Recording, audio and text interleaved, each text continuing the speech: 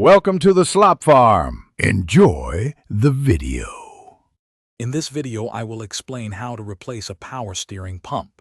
First, gather all your necessary tools, including wrenches, a drain pan, and fresh power steering fluid.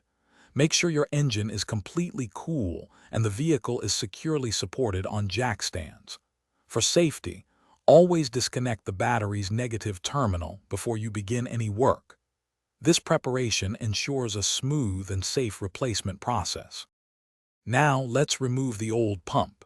Begin by draining the existing power steering fluid into a suitable container. Next, loosen the belt tensioner and carefully remove the serpentine belt from the pump pulley. Disconnect both the high-pressure and return lines from the power steering pump. Finally, unbolt the old pump from its mounting brackets, making sure to keep track of all hardware. With the old pump out, it's time to install the new one. Carefully position the new power steering pump onto its mounting brackets and secure it with the bolts. Reconnect both the high-pressure and return lines, ensuring they are tight and leak-free. Next, reinstall the serpentine belt, making sure it has the correct tension on the pulley.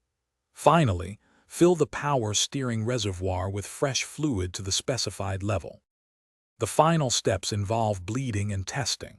Start the engine and slowly turn the steering wheel from full lock to full lock several times to bleed any air from the system.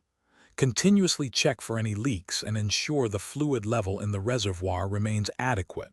For more great deals and to check out the new Kindle Paperwhite, see the link in the description below. Finally, take your vehicle for a test drive to confirm the power steering is operating smoothly and correctly. Thanks for watching. Consider subscribing if we helped you today.